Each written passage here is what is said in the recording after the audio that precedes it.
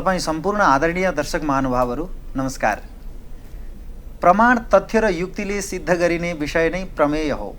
कार्यक्रम प्रमेय संवादको यो श्रृङ्खलामा यहाँहरू सबैको हार्दिक स्वागत गर्दछु। म कार्यक्रम प्रस्तुता आकाश नीलम गोविन्द। कार्यक्रम प्रमेय संवादको यो श्रृङ्खलाका लागि मेरो अतिथिको रूपमा ओमकार टेलिभिजनमा उपस्थित हुनुहुन्छ वरिष्ठ सङ्गीतकार राजु सिंह। यहाँहरूले नामबाट त्यो विरासत र त्यो उहाँको गरिमामय प्रस्तुतिको अनुभव गरिसक्नु भएको छ। नेपाली साङ्गीतिक दुनियाँमा एउटा सिद्धहस्त साधक हुनुहुन्छ। शास्त्रीय सङ्गीतदेखि लिएर आधुनिक सङ्गीतका हर पक्षहरूमा एकजना शक्तिशाली प्रस्तुति दिने सङ्गीतकार राजु सिंहजी। म केही उहाँले सङ्गीत भर्नुभएका केही गीतहरू यहाँहरूमाझ प्रस्तुत गर्न चाहन्छु। यद्यपि धेरै छन्, तर मैले भूमिकामा केही कुराहरू यहाँ उल्लेख गर्दैछु। मेरा दर्शक महानुभावहरू, रित्तो सडकमा नजरको दोषी, वचन तोडे कसम नि तोडे, सत्य सत्य ढाँट्दिन भन्नेले, यो धेरै प्रसिद्ध गीत।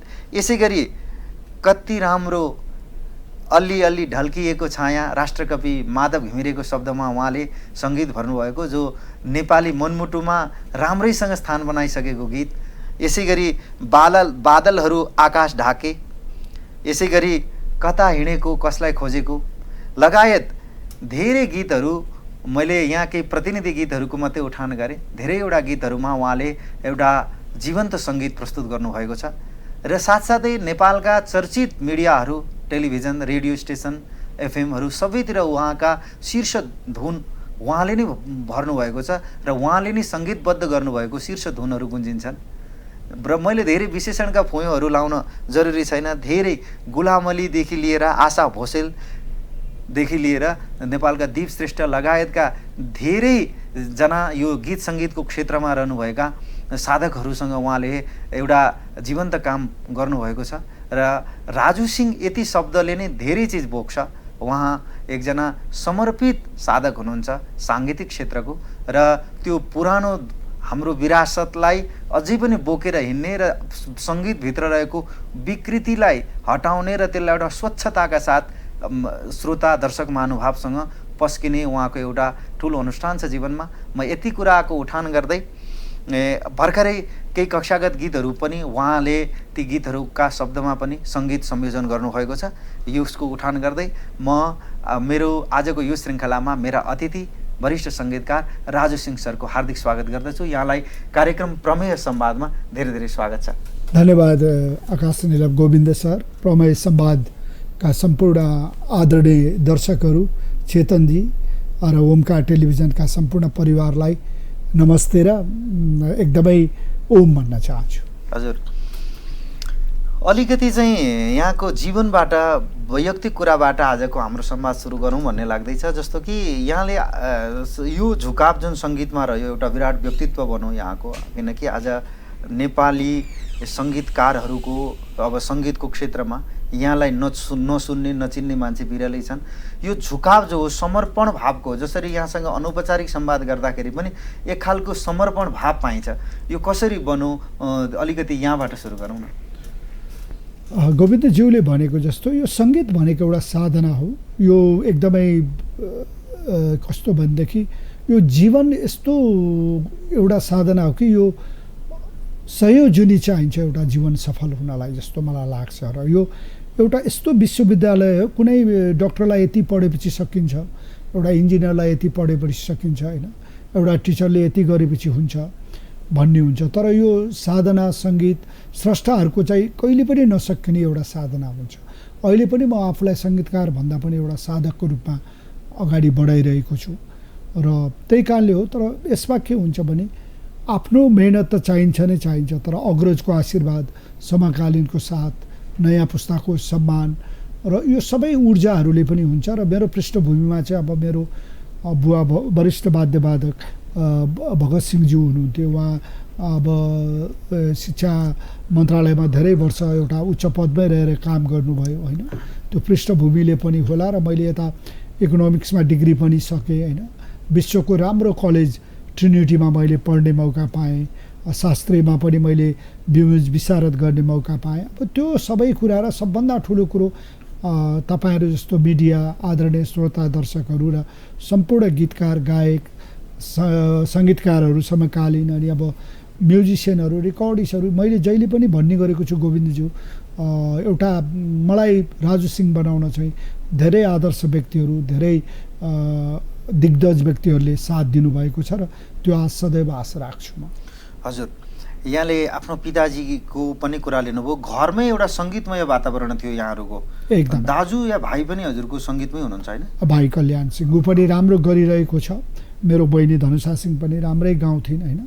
त्यो भन्नुको अर्थ के छ भनेदेखि एउटा त्यो बेलामा हाम्रो टाइममा बुवाले आफ्नो वरिष्ठ वादक भए पनि नेपाली सङ्गीतको एउटा पर्यायवाची नाम हुनुहुन्थ्यो। उहाँले अग्रज नातिकाजीज्यू, अमर गुरुङज्यू र सम्पूर्ण पुस्ताहरूसँग एउटा विशिष्ट वाद्यवादक भएर काम गर्नुभयो। तर उहाँले शिक्षा मन्त्रालयमा काम गर्नुभयो। त्यो बेलामा सेक्योर थिएन सङ्गीतमा जीवन चाहिँ, त्यस कारणले पनि हामीलाई पढ्नुपर्छ, तिमीहरूले म्युजिकै गरे पनि छ नि, एकदमै पढेको सङ्गीतकार हुनुपर्छ, संस्कारिक हुनुपर्छ, सङ्गीत र संस्कारको चाहिँ एकदमै नजिकको सम्बन्ध हुन्छ भन्ने कुरा चाहिँ सिकाउनु भयो।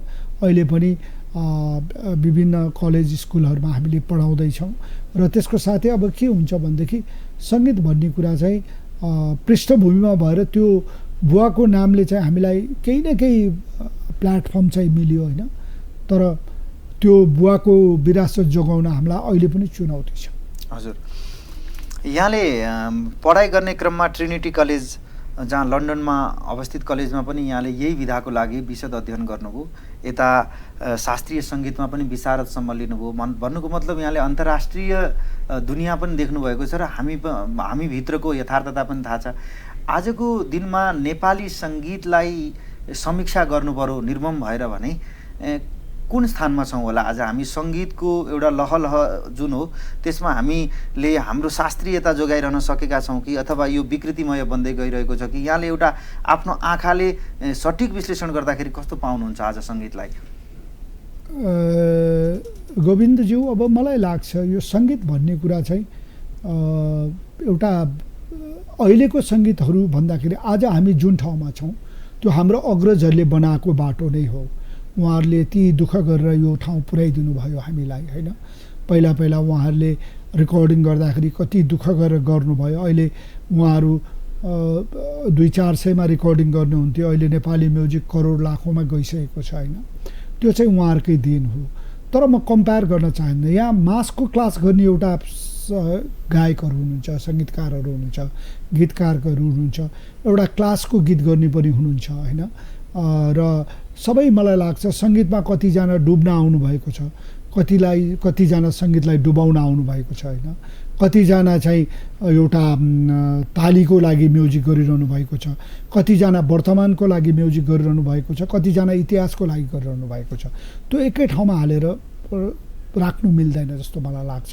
जोस् नेपाली सङ्गीत अहिले हामी WTO-मा गइसकेको सन्दर्भमा नेपालका संसारभरि नेपालीहरू गइरहनु भएको छ होइन।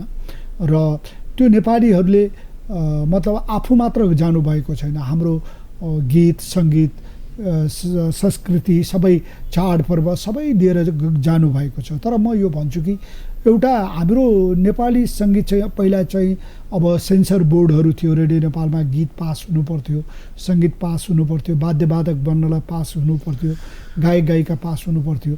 त्यो नहुनाले गर्दाखेरि चाहिँ एउटा लगाम बिनाको घोडा जस्तो चाहिँ भएको छ। तर त्यस्तो कुराहरूले चाहिँ हामी वास्तविक स्रष्टाहरूले विचलित हुनुपर्ने कुरा छैन।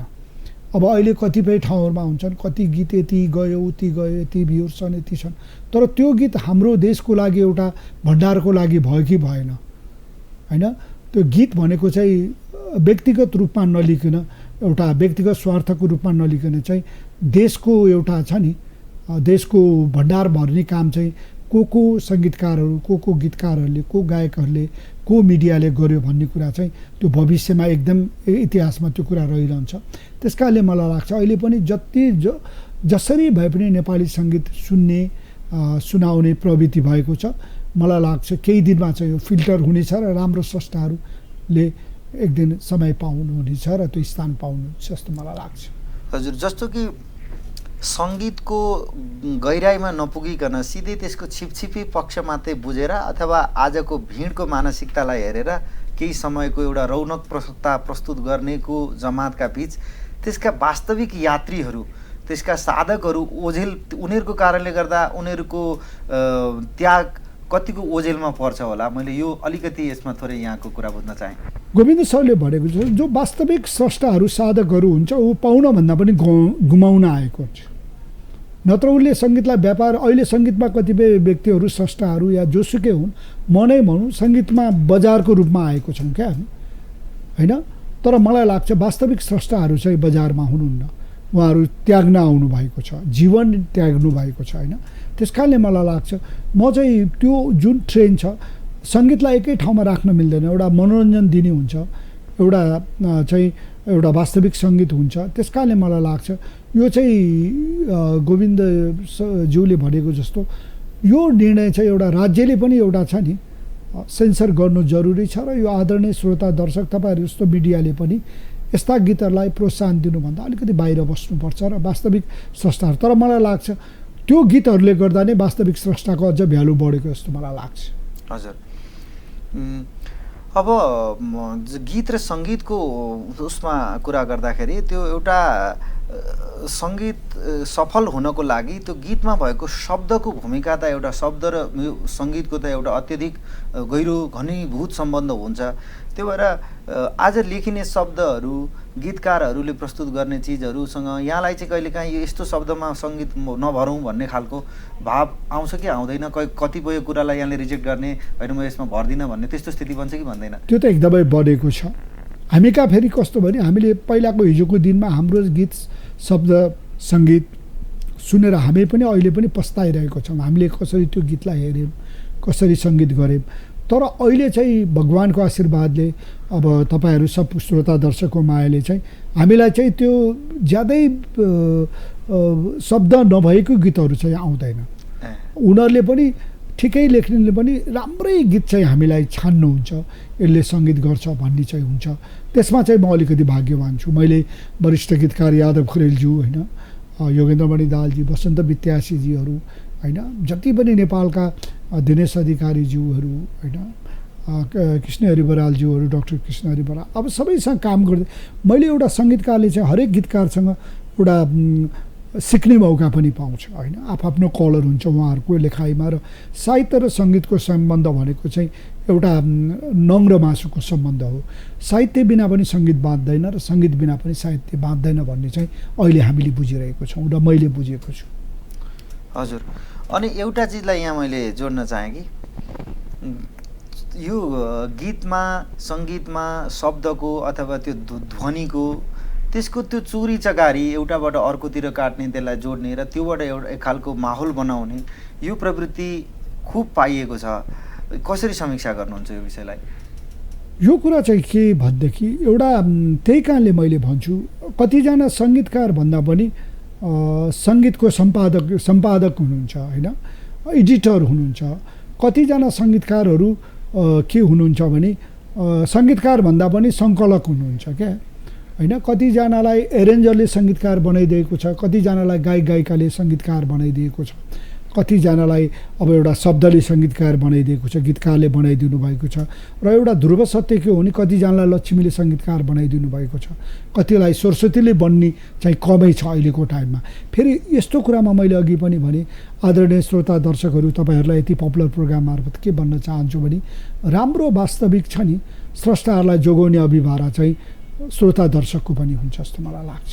हजुर, अनि सङ्गीतको सम्बन्ध वेदसँग लगिन्छ। सामवेद एउटा गायन प्रधान त्यो एउटा सङ्गीतमय ऋचाहरू छन् त्यसमा, त्यहाँबाट हाम्रो पूर्वीय सभ्यतासँग जोडिएको पाटो हो भनिन्छ यसलाई। यो धर्मसँग पनि सम्बन्धित हुन्छ। यो सङ्गीतलाई धर्मसँग दाँच्ने कसरी हो, यहाँले कस्तो व्याख्या गर्नुहुन्छ त्यसमा?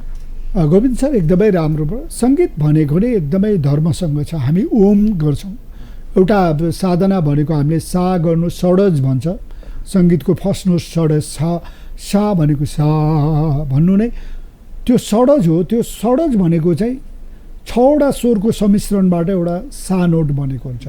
सा प्र्याक्टिस गर्नु भनेको 6वटा नोटको प्र्याक्टिस गर्नु।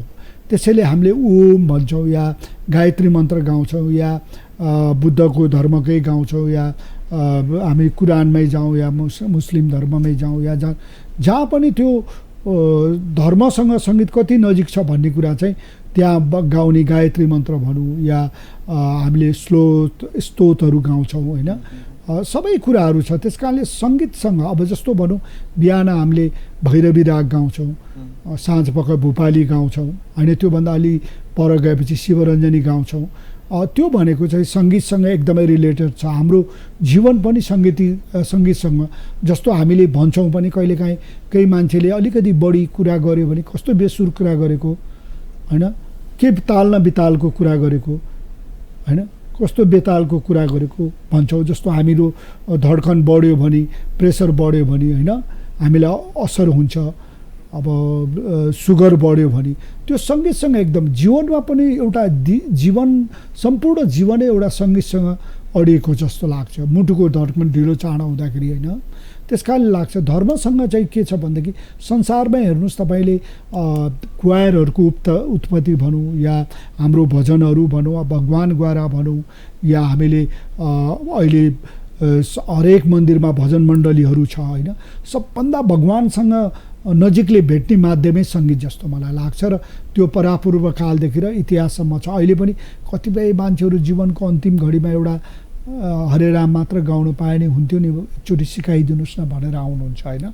सङ्गीत जस्तो ठुलो साथी चाहिँ जीवनमा कोही पनि हुँदैन जस्तो मलाई लाग्छ। र धर्म र सङ्गीतको सम्बन्ध भनेको चाहिँ नङ र मासुको छ। जुन वर्गबाट आओस्, जुन सुकै कतिजना आस्तिकहरूले म धर्म मान्दिनँ तर उसलाई गीत त मनपर्छ होइन, त्यस्तो पनि हुन्छ। त्यस कारणले मलाई लाग्छ यो सङ्गीतसँग चाहिँ धर्मको नाता चाहिँ धेरै ठुलो छ जस्तो मलाई। अझ खास केही चिजले मनलाई पुरै प्रभावित गर्न सक्छ भने, मनलाई त्यसले एउटा काबिल बनाउन सक्छ भने त्यो सङ्गीत हो भन्यो भने सही हुन्छ? एकदमै 100% सही हुन्छ गोविन्द सर।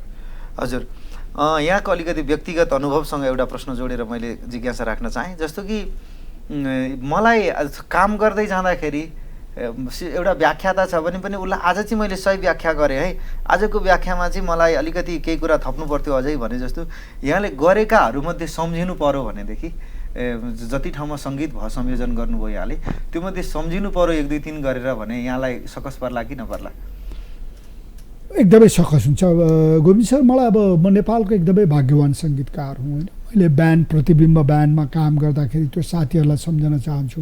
मैले अघि पनि भने मलाई धेरै सफल व्यक्तिहरूले बनाइरहनु भएको छ। तर एउटा कुरा चाहिँ जीवनमा एउटा टर्निङ पोइन्टहरू हुन्छ होइन। मैले त्यो सङ्गीत गरेपछि मैले धेरै पछाडि फर्कनु परेर अहिले पनि म अग्रजदेखि भावी पुस्ताको पनि प्यारो सङ्गीतकार छु र एउटा मलाई जसले पनि माया गर्नुहुन्छ र नेपालमा एउटा भर्सटाइल सङ्गीतकारको रूपमा मैले प्रयास गरिरहेको छु। अझै पनि धेरै विधामा मैले गर्न बाँकी छ।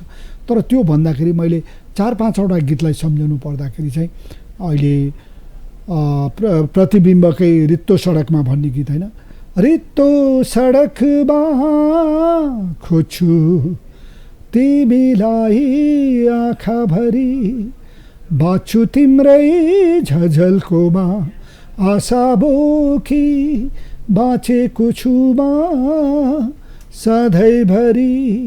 यो गीत भनौँ या रिमा गुरुङज्यूले गाउनुभएको दुईटै गीतको गीतकार चाहिँ बसन्त विद्यासी थापाजी हुनुहुन्छ, जो मेरो एकदमै प्रतिबिम्बको एकदमै र अहिलेको मेरो एकदमै यो 25औं वर्ष हाम्रो सहकार्य भइरहेको छ।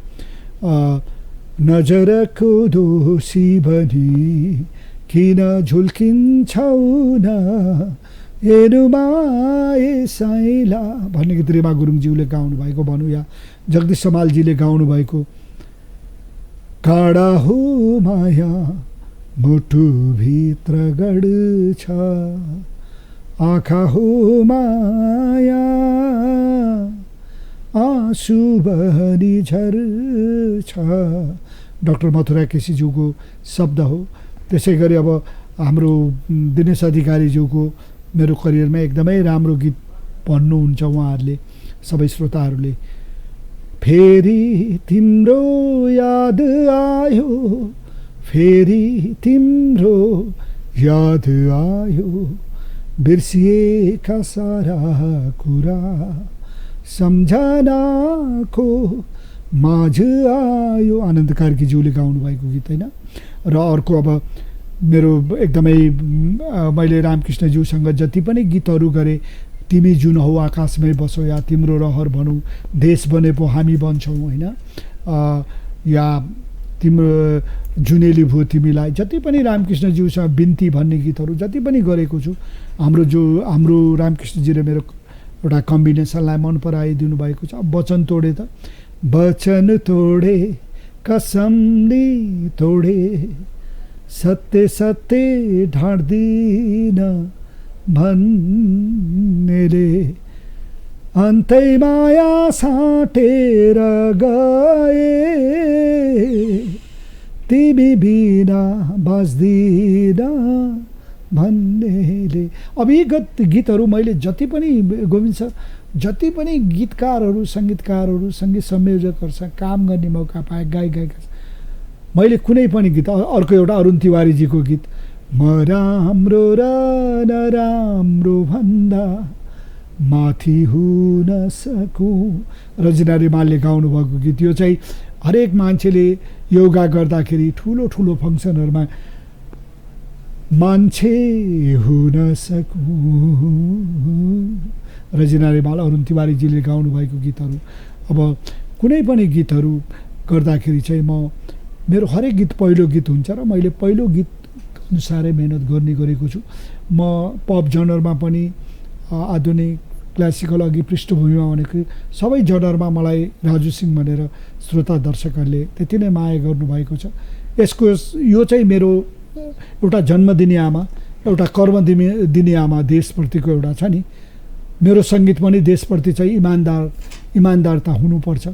मैले देशको लागि सङ्गीतको माध्यममा चाहिँ मैले सस्तो लोकप्रियताको लागि, सस्तो आर्थिक आर्जनको लागि चाहिँ मैले देशको सङ्गीतलाई चाहिँ बिगार्नुहुन्न भन्ने एउटा सचेतना चाहिँ सबैले दिइरहनु भएको छ मलाई। हजुर, मेरा प्रिय दर्शक महानुभावहरू, आज कार्यक्रम प्रमेय संवादमा मेरो अतिथिको रूपमा संवाद गर्दैछु म वरिष्ठ सङ्गीतकार राजु सिंहसँग। उहाँको पछिल्लो यो जिज्ञासाको उत्तरका क्रममा धेरै चिज यहाँहरूले प्राप्त गर्नुभएको छ। एकजना यो साङ्गीतिक अनुष्ठानका एकजना सिद्ध साधक भन्छछु म, आफ्ना संवादका केही अन्य पक्षलाई यहाँ जोड्न गइरहेको छु। जस्तो कि एउटा विषय म यहाँ उठाउँछु। एउटा किसान भयो भने त्यो किसानले खेतमा त्यो आफ्नो अन्न बाली सब्जी साग उमार्दाखेरि त्यो माटोसँग सम्पृक्त भएर ऊ जसरी खेल्छ र उठाउँछ, तर त्यो बजारमा आउँदा उपभोक्ताले त्यसलाई लिन्छ। त्यो किसानभन्दा बढी चाहिँ त्यो बिचकोले आय आर्जन गर्छ, बिचौलिया जसले ल्याउँछ उसले बढी गर्छ। त्यो किसान अलिकति मारमा पर्छ। आर्थिक पक्ष पनि एउटा जीवनमा नहुने चिज हो।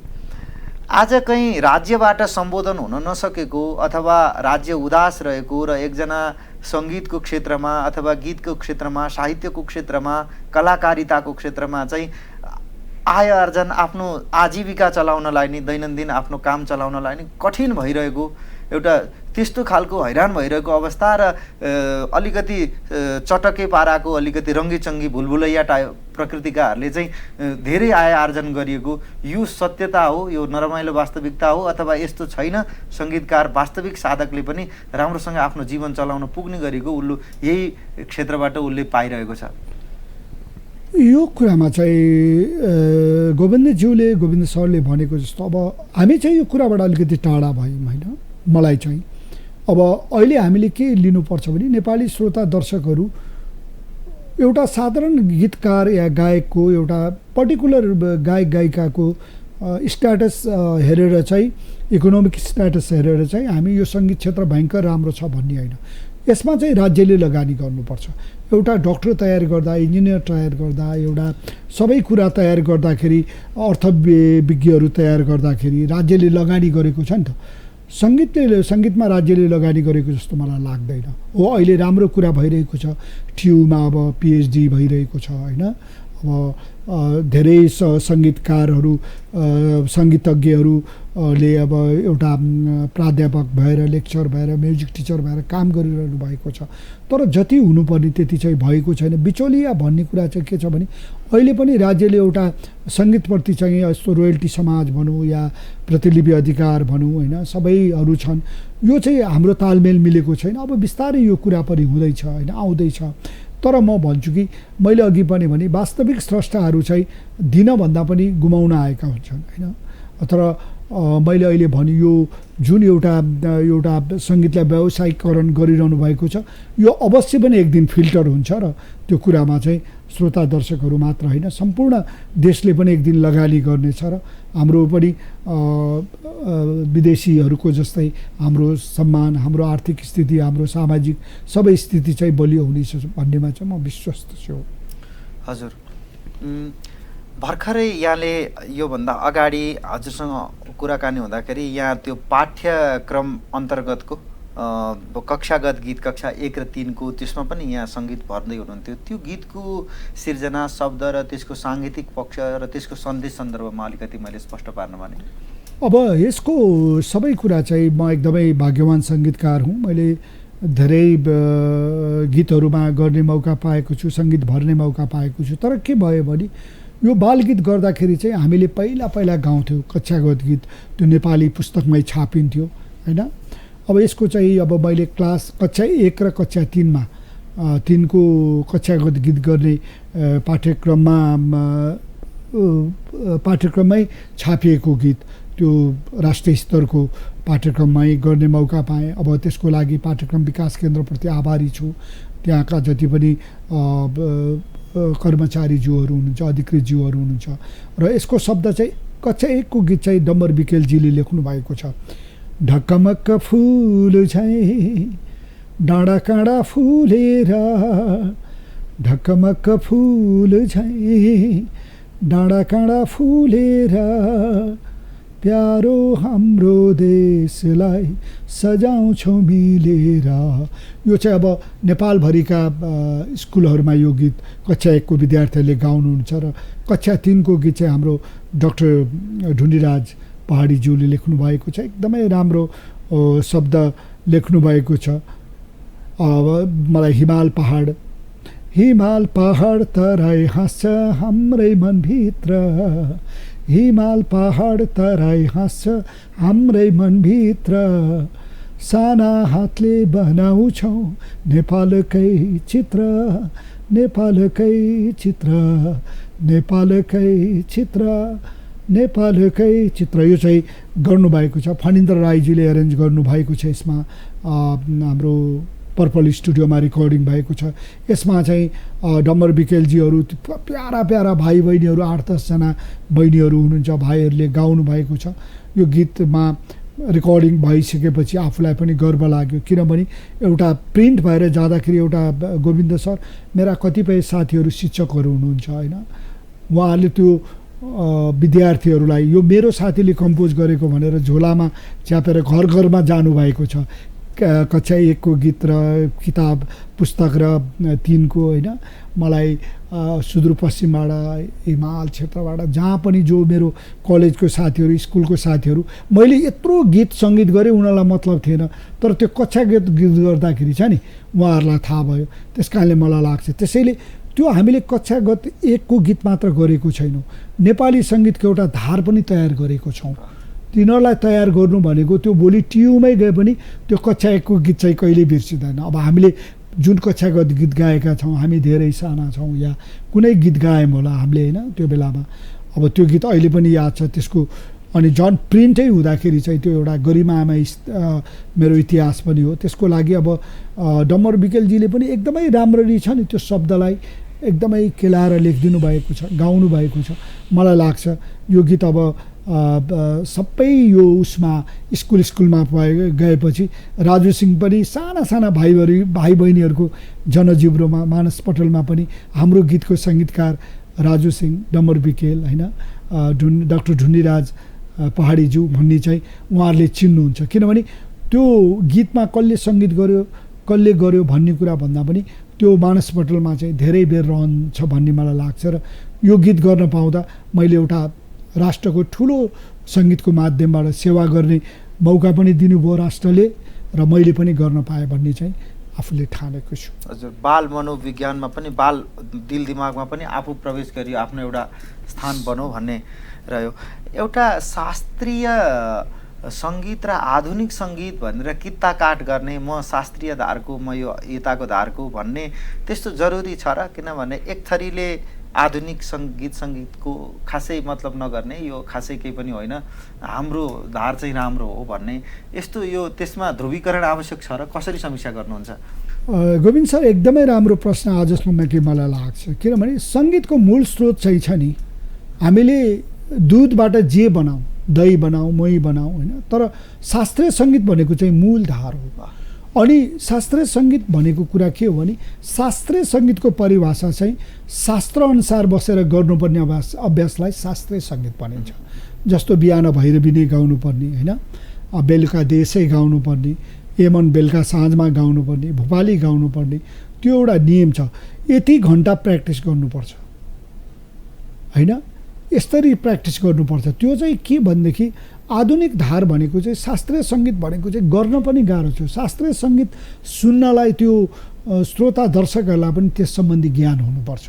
जस्तो वेस्टर्न म्युजिकमा पनि ज्याज सुन्नलाई ज्याज सङ्गीतको केही न केही ज्ञान हुनुपर्छ भनेको मतलब यो शास्त्रीय सङ्गीत चाहिँ यस्तो सङ्गीत हो, तर यसलाई विभाजित गर्नु हुँदैन। अहिले तपाईँले हेर्नुहोस्, जति पनि आधुनिकै सङ्गीत भनेको अलिकति शास्त्रीय मिसिएको, अलिकति रागसँग मिसिएको गीतहरू नै अहिले सदाबहार गीत बनेको छ। किनभने शास्त्रीय भनेको एउटा बन्दिस मात्र होइन, एउटा पकड मात्र होइन, एउटा अलङ्कार मात्र होइन, एउटा सरगम मात्र होइन कि, तर त्यसलाई शास्त्रीय सङ्गीत मिसाउने बित्तिकै नि त्यो सङ्गीत सदाबहार हुन्छ र अजम्बरी हुन्छ। त्यस कारणले म चाहिँ सङ्गीतको विधामा हुन्न। जस्तो मैले गरेकोमा पनि तिमीमा डुबेर हो कि म भित्र तिमी नै तिमी, सोधिहेर आफ्नो मनलाई तिमी भित्रमा छु कि छैन, सञ्जय खड्गीजीले गाउनुभयो। यसमा मैले सुगम सङ्गीत, पप र शास्त्रीयलाई पनि ब्लेन्ड गरेको छु। म चाहिँ अलिकति नेपाली सङ्गीतमा, मेरो सङ्गीतमा तपाईँले कतै न कतै हेर्नुभयो भने म शास्त्रीय विद्यार्थी, वेस्टर्नको विद्यार्थी पनि भएको हुनाले र नेपाली सङ्गीत, मौलिक सङ्गीतलाई, लोक सङ्गीतलाई म आमा सङ्गीत भन्छु होइन। त्यस कारणले पनि हुनसक्छ कि मेरोमा चाहिँ सबै कुरा मिसाउन खोज्छु। त्यस कारणले आज मैले कतिवटा हिट एल्बम गरेँ, कतिवटा हिट गीत गरेँ भन्दा पनि 3.5 दशक चाहिँ श्रोता दर्शकहरूको सबै पुस्ताको माया त्यति नै पाइरहेको छु। त्यस कारणले म शास्त्रीय सङ्गीतलाई भन्दाखेरि चाहिँ एउटा सबै सङ्गीतको चाहिँ एउटा के भन्छ त्यसलाई मियो चाहिँ शास्त्रीय सङ्गीत हो भन्न चाहन्छु। अलिकति मैले प्रसङ्गलाई अर्कोतिर लगेर यहाँ एउटा प्रशिक्षकको रूपमा, सङ्गीतको प्रशिक्षकको रूपमा पनि विभिन्न विद्यालयहरूलाई यहाँले सुझाव दिने गरिसिन्छ, कतै नानी बाबुहरूलाई प्रशिक्षण पनि दिनुहुन्छ मैले जहाँसम्म बुझ्छु। विद्यालयहरूले पाठ्यक्रममा अथवा आफ्नो सिकाइको चरणमा विद्यार्थीहरूलाई यो साङ्गीतिक स्वाद चाहिँ कतिको पस्किन सकिरहेका छन्, अथवा कैयन विभागमा त यो कैयन विद्यालय हुँदै सङ्गीत विभागै नहोला, के गर्नु पर्ला र अथवा अहिले भइरहेको विद्यार्थीहरूलाई अथवा बाल पुस्ता, युवा पुस्ताहरूलाई सङ्गीतको स्वाद दिनका लागि पर्याप्त छ? कस्तो समीक्षा होला? एउटा कुरा, अब मेरो आफ्नो यो 20-30 वर्षको अनुभवमा गोविन्द सर, मैले धेरै सिम्फोनी म्युजिकहरू, अर्केस्ट्रा म्युजिकहरूलाई पनि विद्यालयमा प्रवेश गराउने प्रयास गरेँ होइन। र म चाहिँ के लाग्छ भने अब हामीले सङ्गीत सिकाउने तरिका पनि चेन्ज गर्नु, केही मात्रामा परिमार्जित गर्नु जरुरी छ। शास्त्रीय सङ्गीतले पनि, वेस्टर्न सङ्गीतले पनि। र विद्यालय भनेको यस्तो कि मैले जहिले पनि विद्यालयमा क्लास लिँदाखेरि 20 जना हुन्छ भने 5 जना चाहिँ त्यहाँ कोही गायक होला, कोही वाद्यवादक होला, कोही गीतकार होला, कोही डान्सर हुन सक्नुहुन्छ होइन। तर अरू 25 जना चाहिँ हामीले श्रोता दर्शक बनाउन सक्नुपर्छ। यहाँ हाम्रोमा चाहिँ सङ्गीत क्लासमा जाने बित्तिकै रिकर्डिङ गर्नुपर्छ, गाउन सिक्नुपर्छ, बजाउनै पर्छ भन्ने होइन। त्यस कारणले अभिभावकज्यूहरूले पनि अब सङ्गीतमा आउनलाई डक्टर बन्ने भने एउटा हाम्रो टाइममा जब गिटार झिक्थ्यौँ बुवा मुवाको गाली प्रशस्त खान्थ्यौँ, गीत गायो भने गाली गर्नुहुन्थ्यो होइन। अहिलेको प्यारेन्ट्सहरू एकदमै सचेत हुनुहुन्छ। हाम्रो त्यो अस्ति कक्षागत गीतको टाइममा पनि प्यारेन्ट्सहरू, बुवा मुवाहरू नै शनिबार आइदिनु भयो क्या। मलाई त्यो प्यारेन्ट्सहरूप्रति सल्युट लाग्यो र त्यस कारणले त्यो उत्साह छ। त्यो वर्गलाई हामीले सङ्गीतको महत्त्व र त्यो वर्गलाई सङ्गीतमा ल्याउन सक्यौँ भने चाहिँ हामीले विश्व सङ्गीतसँग छ नि हामीले प्रतिस्पर्धा गर्न सक्छौँ। त्यसैले प्यारेन्ट्सहरूलाई यति पपुलर प्रोग्राम मार्फत भन्न चाहन्छु कि तपाईँहरू पनि तपाईँको छोराछोरीहरूमा के क्षमता छ, गीत लेख्ने क्षमता छ कि, साहित्यप्रति कविता लेख्छ कि, होइन, गेम खेल्छ कि, त्यसलाई चाहिँ परिष्कृत गर्न चाहिँ साथ दिनुहोस्। अनि विद्यालयहरूले पनि छ नि, मैले कतिपय विद्यालयमा देखिरहेको छु कतिपय म्युजिक टिचरहरूले फिल्मको गीत सिकाएर, होइन, आधुनिक गीत सिकाएर बाल मनस्थितिलाई एउटा विचलित गर्ने गीतहरूको भावहरू सिकाएर त्यो राष्ट्रप्रतिको गीतभन्दा पनि अरू नै प्रकारको गीतहरू सिकाएर बाल मनस्थितिलाई सिकाउने गीत त्यस्तै हुन्छ। त्यस कारणले सङ्गीत चाहिन्छ। र मलाई के लाग्छ भने कतिपय म भन्न त्यति स्पष्ट भन्न चाहेको चाहिँ कतिपय म्युजिक टिचरहरू जो स्कुल कलेजहरूमा हुनुहुन्छ उहाँहरू चाहिँ आफू सिकिरहनु भएको छ, विद्यार्थीलाई भन्दा पनि आफू सिकिरहनु भएको छ। त्यो परम्पराबाट चाहिँ हामी पर हुनुपर्छ जस्तो मलाई लाग्छ। हजुर, एउटा हामी कार्यक्रमको अन्तिमतिर छौँ। पप गीत अथवा ऱ्याप सङ्गहरू जो आइरहेका छन् यिनीहरूको चाहिँ गन्तव्य कतिको टाढासम्म देखिएला? जस्तो प्रकारले त्यो एउटा कालजयी गीत, कालजयी सृजना जो हुन्छ त्यो पुस्ता अर्को आउँजेलसम्म पनि शताब्दीौँ बाँच्छ। यहाँले एउटा निर्मम समीक्षा गर्नुपर्दाखेरि पप सङ, ऱ्याप सङ जसले रुचि राख्नुहुन्छ ठिक छ, उहाँहरूको कदर गरौँला, तर त्यसको गन्तव्य कतिको लामो हुन्छ होला? तर मलाई लाग्छ, मैले अघि पनि भने, ऱ्याप अब या पप या जुनसुकै जनरको गीत भए पनि शब्द उत्कृष्ट हुनुपर्छ। हाम्रो त्यो बेलामा हरियो डाँडा माथि हलो जोत्ने साथी त्यो नेपाली ऱ्याप थियो, हो माले हो कति थियो, होइन? त्यस कारणले जब कुनै पनि सङ्गीतमा साहित्य र उत्कृष्ट शब्दहरू, राम्रो गीत ऱ्यापै गरे पनि राम्रो शब्द संयोजन राम्रो हुन सक्यो भने चाहिँ हुन्छ। यो चाहिँ समयसँग आउँछ। कुनै बेला सबै म्युजिक, कुनै पनि म्युजिकको अस्तित्व चाहिँ यो संसारमा रहिरहन्छ र त्यसमा कति उचाइ हुन्छ भन्ने कुरा चाहिँ छ नि, त्यो भविष्यले निर्धारण गर्छ। त्यही बिन्दुमा गएर राम्रोसँग प्रस्तुति दिनु पर्यो, जेसकै लेखेर चाहिँ गीत भयो भन्न पाइएन। त्यसको लागि चाहिँ एउटा सेन्सर बोर्ड जरुरी नै छ। हजुर, शाब्दिक चेतमा चाहिँ अहिलेको पछिल्लो हाम्रो रचनाहरू कमजोर हुँदै गएको, जस्तो कि जुनसुकै शब्द, व्यवहारको बोलचालको शब्द अथवा एउटा सामान्य खालको शब्दलाई पनि त्यो एउटा गीतको मान्यता पाइरहेको पाइन्छ। त्यो सङ्गीत भरिदिएर यताउता गरेर यसो सुन्दाखेरि त्यो वजनदार शब्दहरू, मर्मस्पर्शीहरू, दिल छुने खालका शब्द कम भएर यस्तै सामान्य खालका शब्दबाट गीत बनिरहेको पाइन्छ। अथवा हामी अन्य विधाको व्यक्ति भएर त्यो नबुझ्न सकेका हौँ कि? मलाई लाग्छ, मैले एउटा अनुभव चाहिँ मेरो पनि 3 दशकको अनुभवमा सबभन्दा सजिलो सहज गीत गर्न झन् कठिन रहेछ क्या। अनि अहिले मान्छेले गीतमा आफूलाई खोज्न थाल्यो, फुलको आँखामा फुलै संसार। अब म पनि पाउँछु, जसलाई पनि हुन्छ, होइन?